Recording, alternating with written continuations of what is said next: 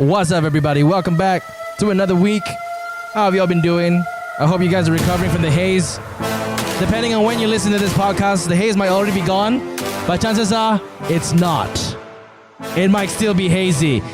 Ladies and gentlemen, this is Mamak Sessions. My name is Jenny Boy. My name is Ryan Yee. How are you feeling, man? You feel a bit under the weather, I see. Yes, I'm finally feeling the effects of the haze. Thank God we work indoors most of the time, so it hasn't been that bad for us. But like recently, I was outdoors quite a lot, so it's starting to get to me. Dude, I felt sick like last week just because of the haze. A lot of people are falling sick. But anyways, you know what? Before we move on, we'd like to introduce our guest for today. Okay, you might have seen his work on Facebook. Actually, you know what? It's not that you might have seen his work. You always have seen it. You always see his work on Facebook. Okay. Most recently, he actually did a comic about different types of fast food outlets and all of their characteristics, and it went super viral.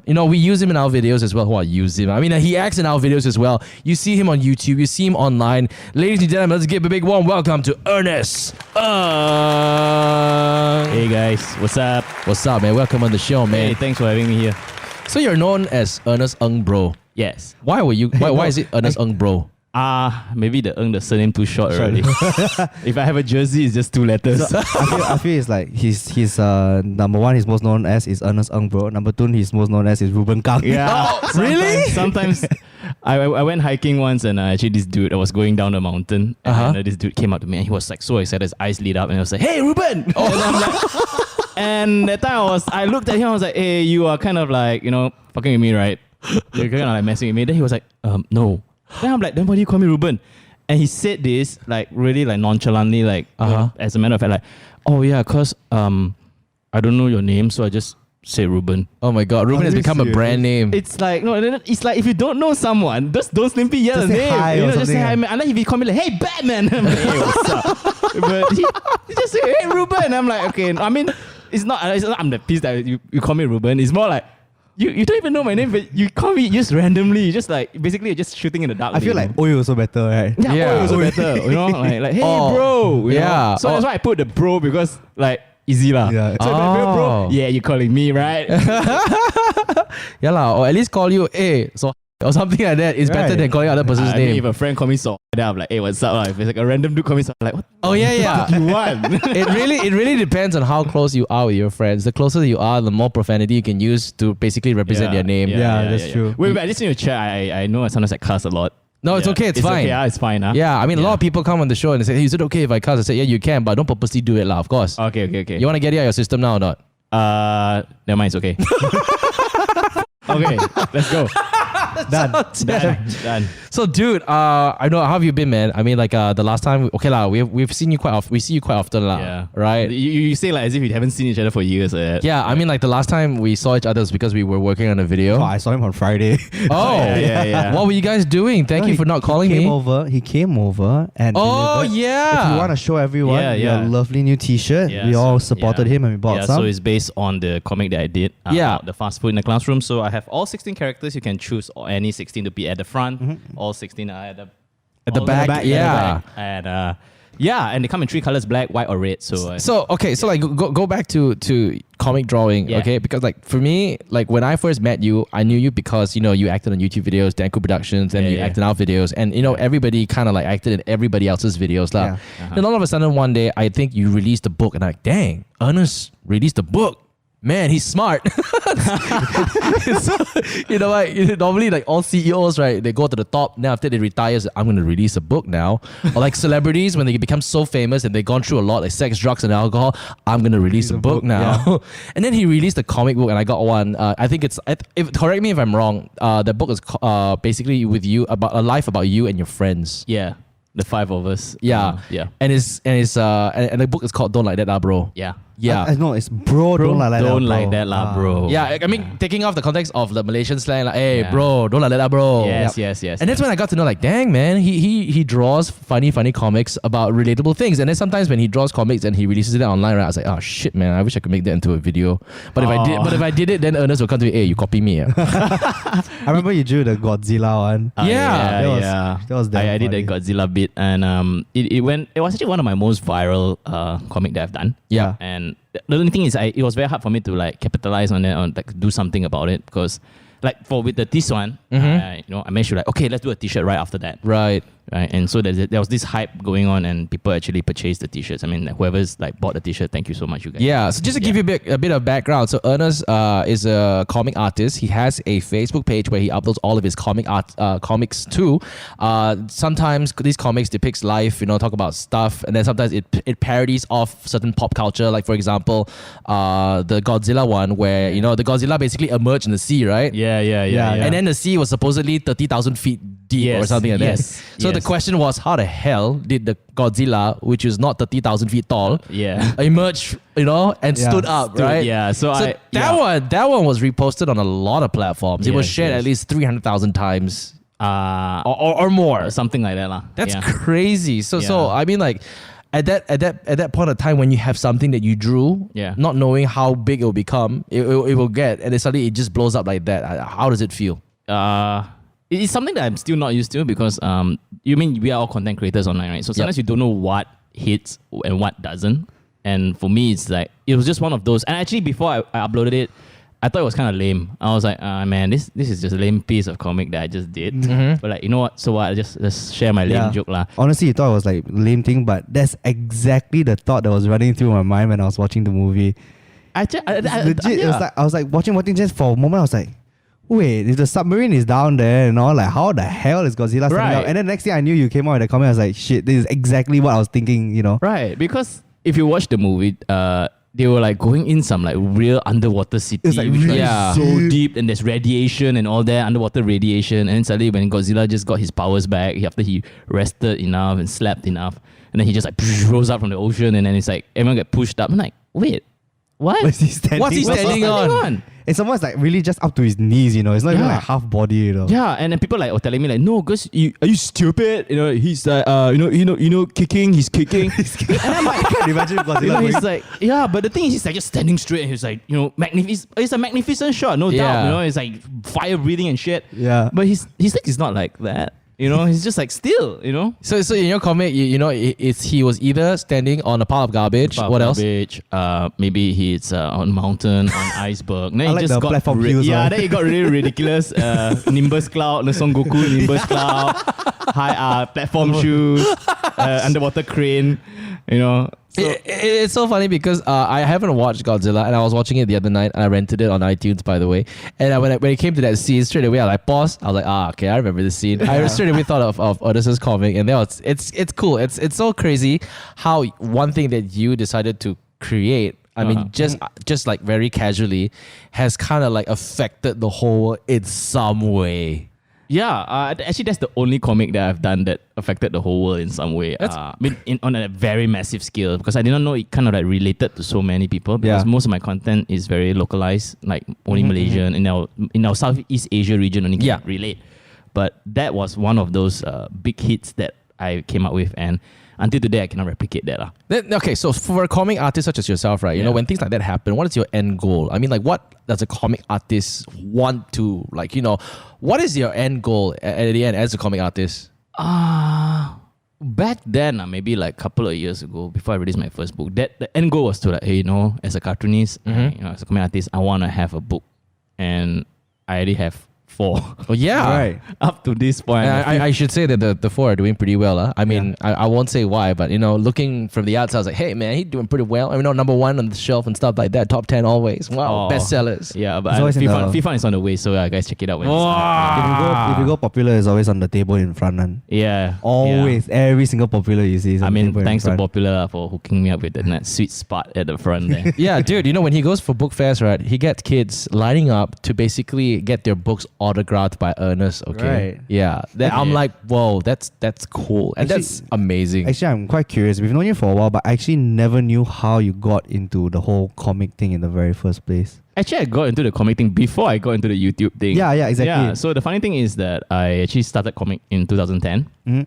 I mean, like, started off like just uploading stuff, because back then I was always reading web comics online, and I was like, why don't I just do my own? Like everyone's doing it, all the Westerners are doing it. Just do my own lah. And it started off as just a comic about me and my bunch of friends. I just want to like tell our stories, all the stupid shit that we do. You know, Yeah. you put 5 single guys in a house. Yeah. Madness is gonna happen. lah. Madness Sausage Fest. Madness, yes. Madness Yeah. sausage.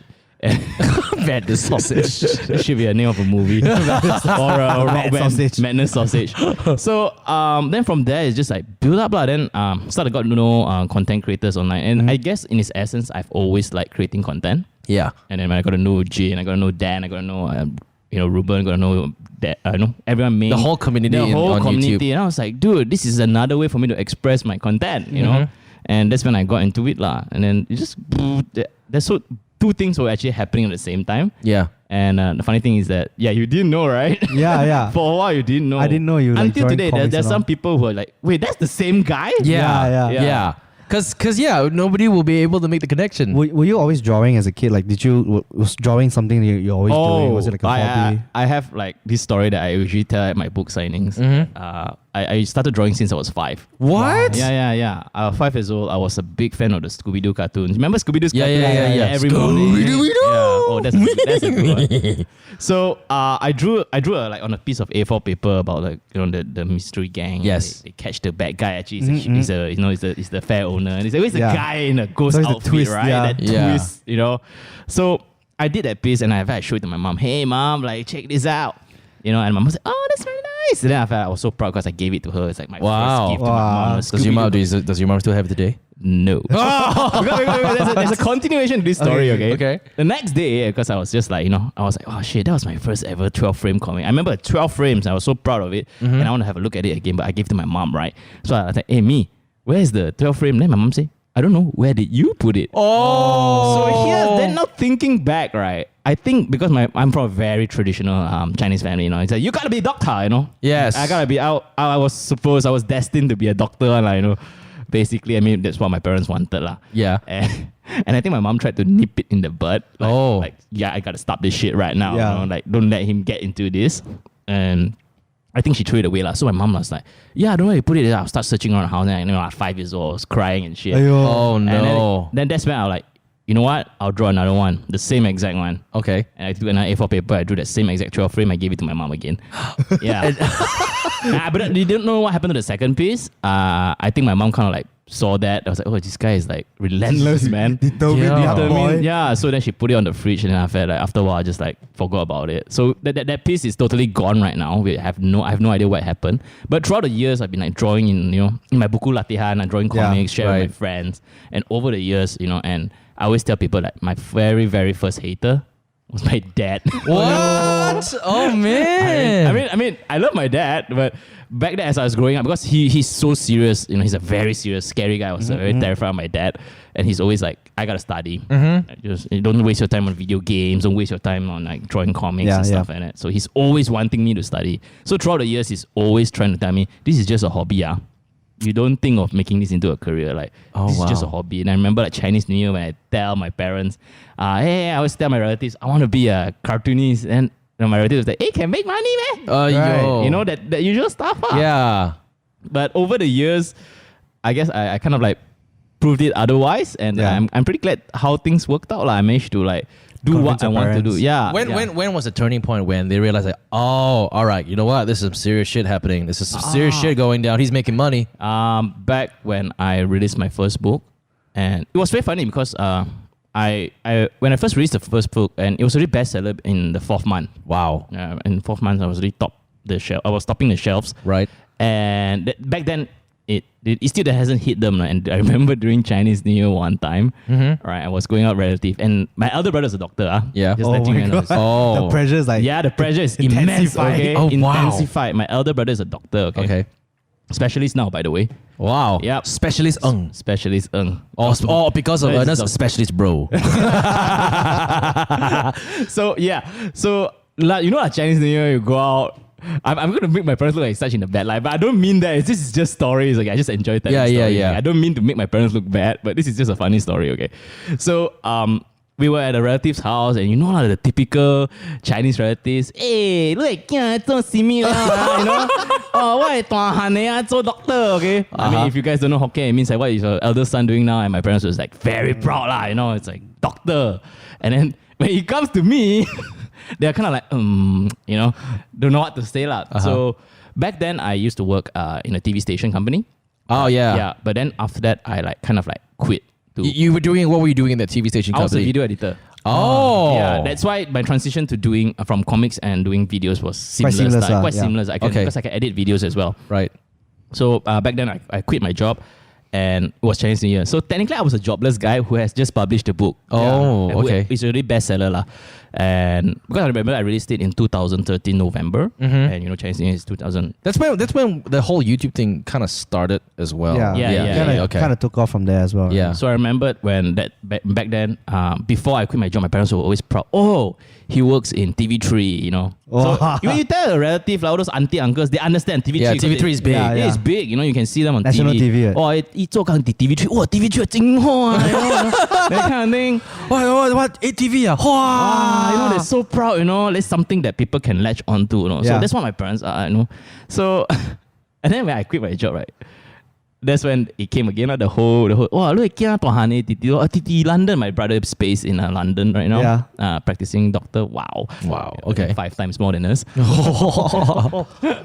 So, and then when he came to me, because I'm a jobless guy now, you can't say TV3 anymore, right? Yeah. So he said, hey, look, Teddy, your second child, Here, then my mom kind of like had I can just see that buffering. Rendering the answer. Trying to render the answer right now. Like, Internet trying to download computing. It's multimedia. And I was, oh my god! I said that, I was like, stunned, Then okay lah, then just continue the conversation. She's not wrong. Yeah, but hey, she's quick though. She's Yeah. quick to basically compute. So, but the thing was like, at that time I wanted her to say, just say author, just say he's an author right now. He writes books. And then I still remember, like, I was stunned. Somebody continued, oh, multimedia, blah, blah, blah. Typical lah, Then we went in the car. I sat behind my mom, one family, one car lah. Then after I just like, Mia, what is multimedia? My mom jammed, my mom jammed, like, don't know what to say like that. Then I felt like, and then that's why I like, kind of like, okay, now thinking back, it's kind of a dick move. Oh, But I man. kind of like made her guilty. Like, Oh my god. me, you're not proud that I'm an author, is it? Oh, So man. not proud of me. Is it? You cannot say author lah. Then my mom was like, oh shit. And I guess there was that awkward silence in the car on the way home. But then like through her lah, the second day of Chinese New Year, she actually brought my book out. To show people. And show people, because she said, you know what, if I just say author, and they won't believe me. So Need to show physical I must evidence. show, like, my second son wrote this. Oh my god, that's hilarious. Yeah, Top so 4 in Malaysia. yeah. That's a great story, man. Yeah. So then after that, they just like, they're okay with it. But before that, my mom is always like, hey, you want to do your master's not? Oh, okay. After I graduated, like, you want to do your master's not? You want to do your master's not? She keep Pushing asking me your if I masters. want to do my master's, but now she don't ask me. Yeah, you know, it's so funny because like whatever story you're telling, we always see it online as a joke. Yeah. You never think that, oh, you know what? As people will always make fun of all these Asian parents, right? You won't think that it's so kwajiang, but listening to your side of the story, it's interesting. But I think like they don't mean any harm. It's just that they're overly. Actually, the wrong. It's actually maybe the wrong. It's not right to say that they are like is a bad move on their part. Yeah. I think.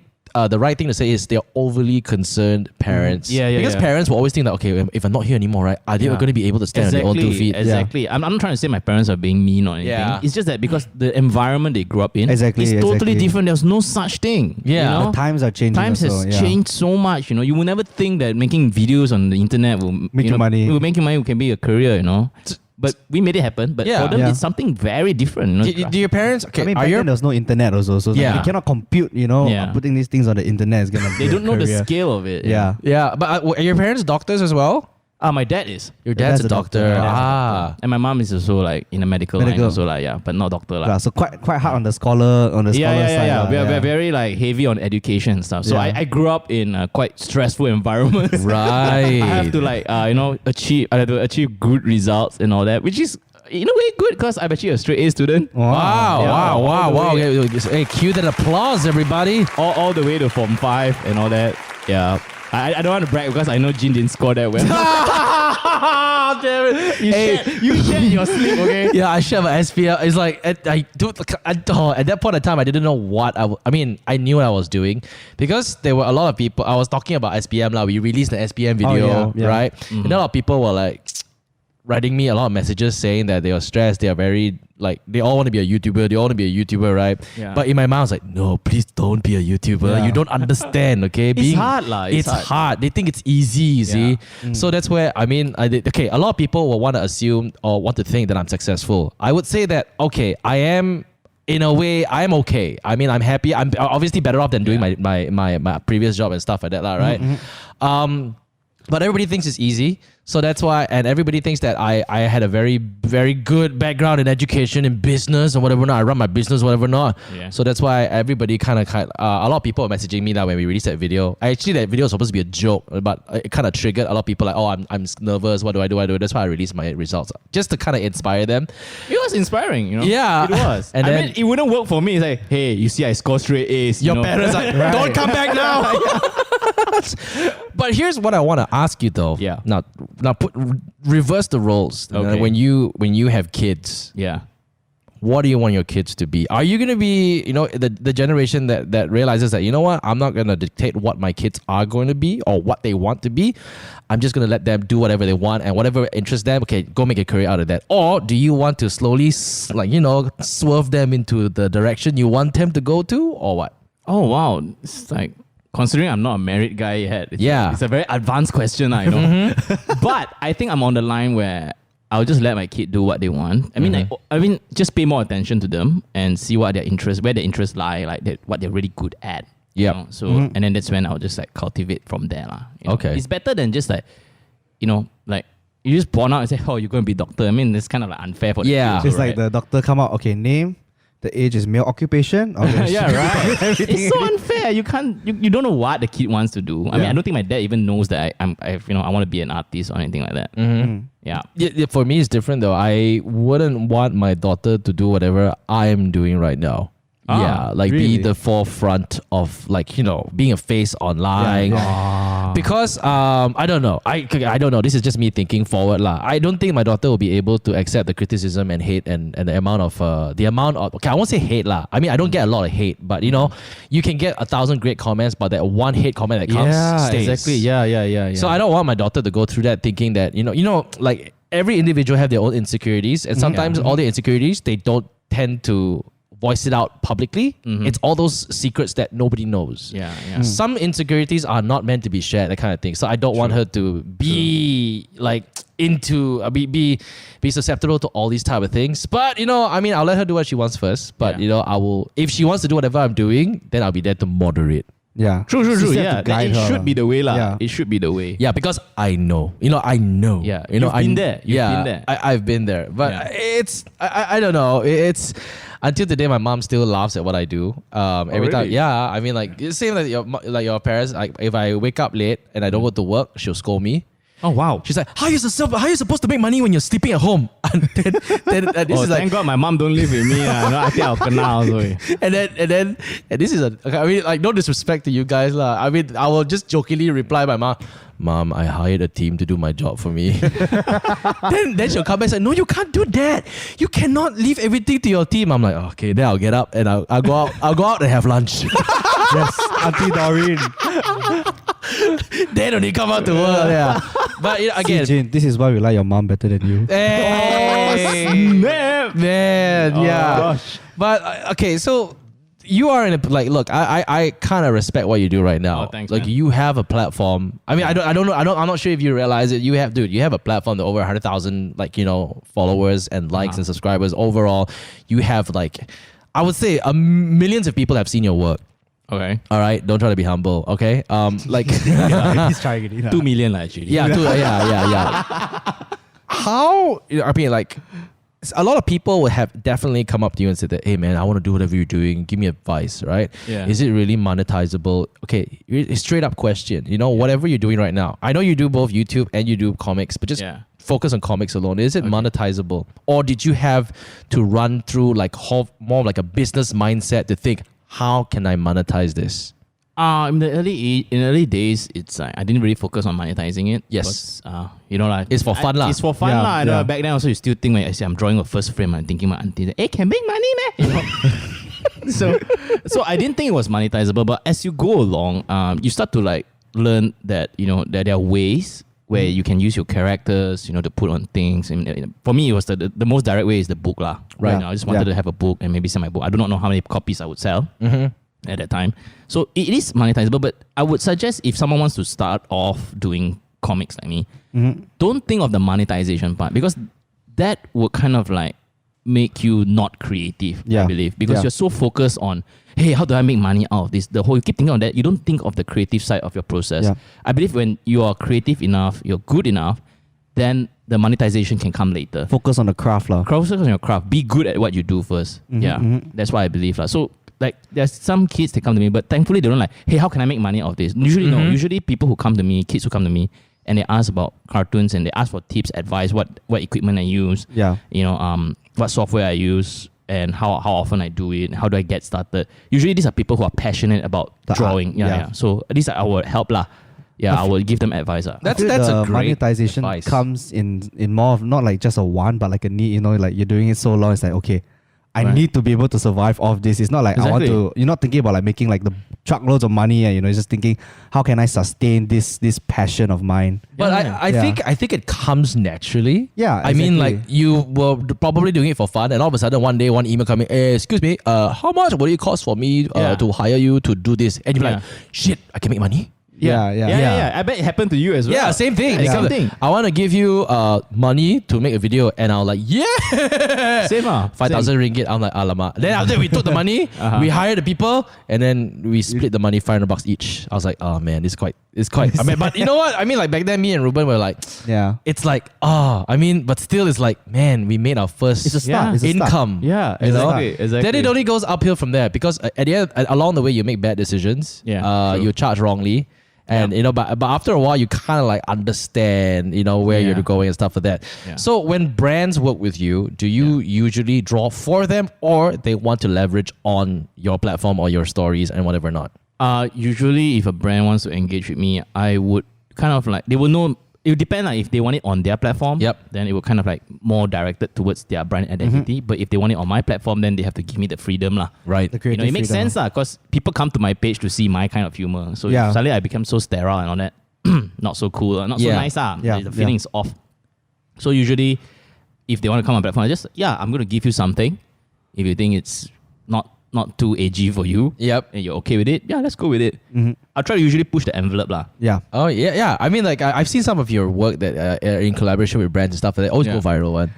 Not all the time lah. Talking about It pushing the kinda depends. envelope, right? There's this one story. I hope you don't mind sharing about why your book is not allowed in a certain country. Oh snap! Snap. Am I Are you supposed to allowed to talk say that? about that? Are you allowed to say I that? am not Actually, you know what? Let's just talk about it. Yeah, okay. I mean, do you mind if I talk about it? We can. I'm not So- so sure what my publisher is going to think about it.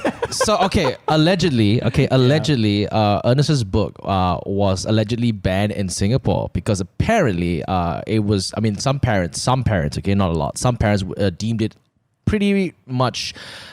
Was it unsafe? No, unsafe is not the word. Not Sensitive? suitable. No, not suitable. Not suitable for minors. Yeah. And I'm like, huh? Yeah. Yeah. How do you? Yeah. When these type of things like reach you, this type of Yeah. news reach you. Yeah. I mean, how do you feel? I mean, what do you have to say? Oh, that was the worst week of my life, man. Oh, when that wow. happened. You imagine It's like, countrywide, right? yeah, it's countrywide. It's countrywide. Actually, my books were banned in Singapore because of like some content which is unsuitable for minors. And but the thing is, I have two series. There's one series that is not for minors, and one series that is for minors. Is it stated on the cover there? Yeah, it's stated. There's like a sticker saying "not for kids." Not for Yeah. kids. Yeah, Like yeah. that, you know. Okay. But the thing is, people in general have this perception where like it's cartoons. How harmless can it be? Yeah, You know, yeah. but Is that they- how you say comics are for kids? yeah, cartoons are for You know, kids? they always have this perception, but like Rick and Morty is not for kids. Oh, Yeah, that's I was just definitely about to not say for that. You know, kids. Yeah. South It's actually Park's not for kids, Yeah, you know. yeah. But so I wanted to be that kind of edgy guy. Yeah. You know? But at Yeah. the same time, I guess I wanted to like, okay, this is not for kids, this one is for kids. So I had these two series. But the problem is like when kids got the not for kids, I want this one also. Oh. So they Ah. start collecting the entire collection of my books, and then that's when the problem started lah. I didn't mean for that to happen. Because I just want to cater to different age groups. Yeah, You know, yeah. but it turns out the kids also like the more adult stuff. You know? Yeah, look, at the end of the day, you've done your part. Yeah. you know, to basically label it, saying that it's Yeah, not for yeah. minors. But Yeah. you know, it's up. I don't know. This bit of a argument can. grey I mean, area as It can well. go forever. when lah. you when you're a parent, right? The argument goes on forever and ever and ever and ever. Yeah. So when that happened, it was like terrible for me. And I was like, oh my god! You imagine you have like your books on the shelves all over Singapore, and all has to be taken down. Oh man. Yeah, Even then so the- losses were made lah. Even Yeah. even the one for kids were taken down as yes, well. one shot. Everything. Basically the whole thing. Wow. Yeah. Wait, so you're telling That's me a bit so harsh. until today it's still not sold in Singapore? As far as I know, no, it's not. Dude, I could do a black So market. I could do black market, man.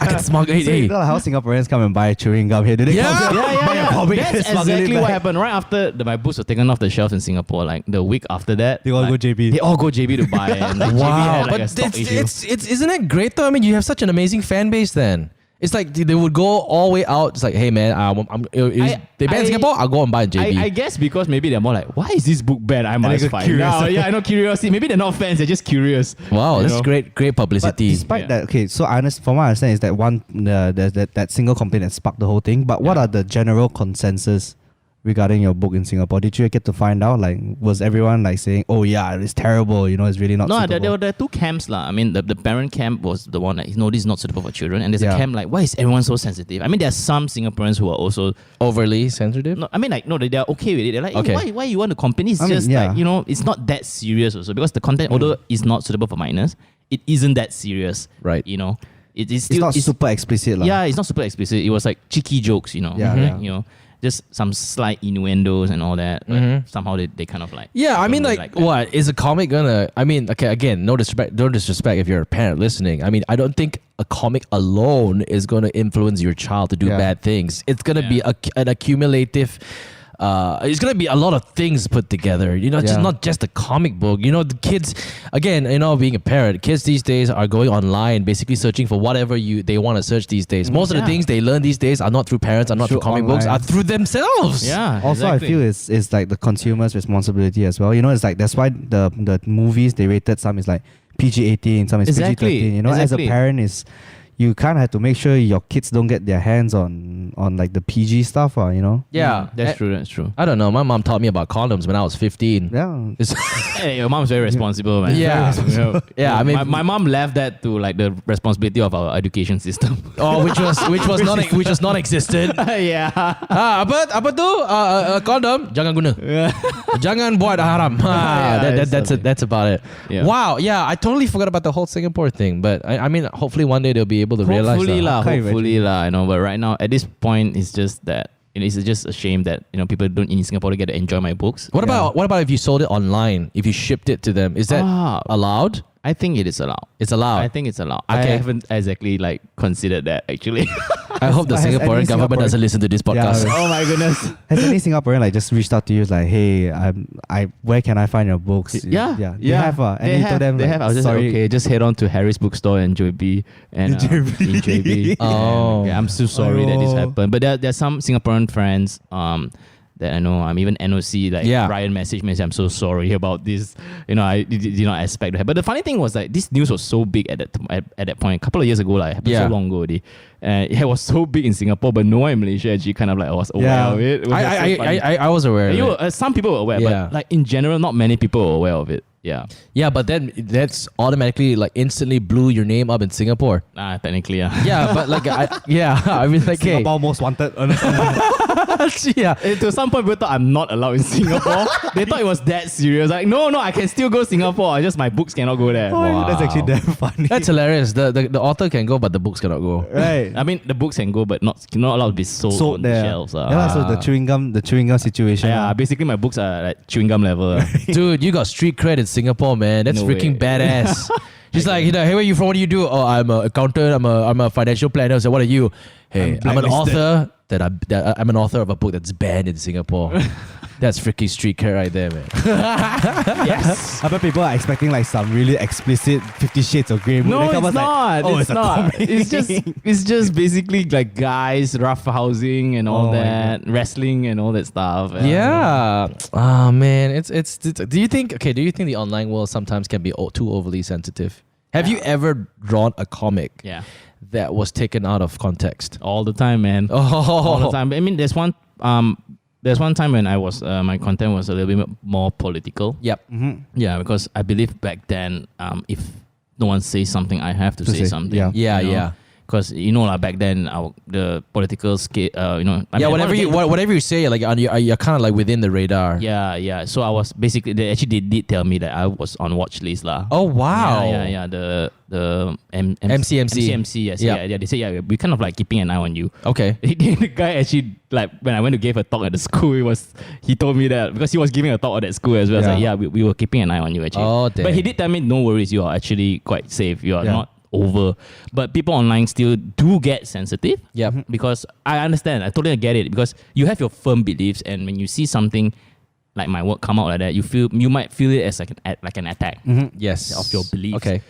But what I was doing is just voicing an opinion. It doesn't mean that you have to agree with it, but at the same time, it doesn't mean that you have to go all super hostile. We can have a conversation. A Yeah. debate, You can There's have a nothing wrong debate. with You can tell me you don't agree, why you don't agree. And there are some people who are like that, Yeah. which Right. I appreciate. They send me messages. I say, saya rasa anda tidak adil atas pernyataan anda and all that kind of thing. I will talk with him. Yeah. Okay. Then we share articles, we share links, and try to like show us why we think that way. But then there are some people like, kalau you duduk sebelah rumah, kalau you jiran I besok saya tumbuk awak. Wow. I get that kind of shit, Like, Yeah. if you live next door to me and then they say, why didn't you drop? And to a point that because I was like drawing some political stuff. But the thing is, I'm not a news center. I don't draw about every single news. Yeah. You see? So then people just like, hey, why didn't you draw about that? Why didn't you draw about that? It's like, I can't draw about everything. Yeah. Yeah. I just draw what I feel like drawing lah. I feel strongly about this issue. Then I draw about it. Like you say, it's like same with how you started your comics. It's a place for you to, it's like creative outlet for you to express your opinions, and tell your story and your side of the story. Exactly. So it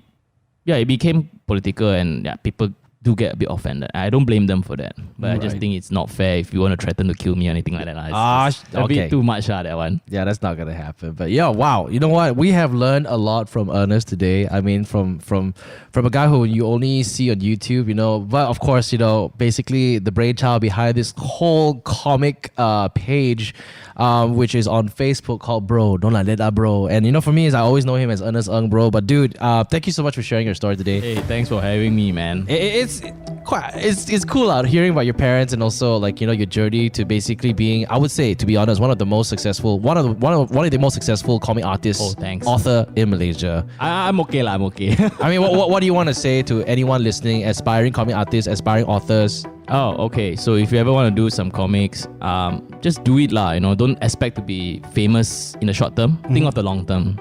Struggle. You have to struggle. It's the rite of passage for every comic artist.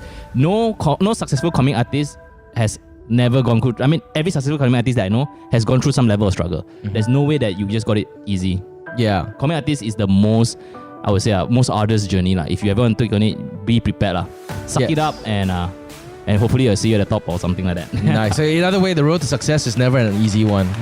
All right. So thank you so much for joining us on the show today. Yay. Check out all of Ernest's comics. Please plug your socials, please. Yes, so follow me on Instagram and Facebook at Don't Like That Bro, and buy my shirt and my books. Yes. Awesome. Thank you very much. You can listen to Mamak Sessions on Spotify, iTunes, and also watch our beautiful faces on YouTube.